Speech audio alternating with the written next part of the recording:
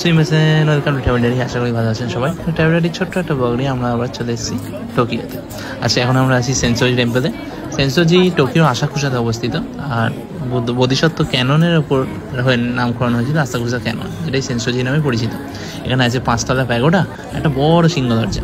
পুরো জায়গা জুড়ে টুরিস্ট তো গিজগিজ করছে, আর চারদিকে মেলা বসে আছে। কোথাও চপস্টিক বিক্রি হচ্ছে, মজা, কিমোনো ড্রেস, আর কত কি সুন্দর সুন্দর শোপিস তো রয়েইছে।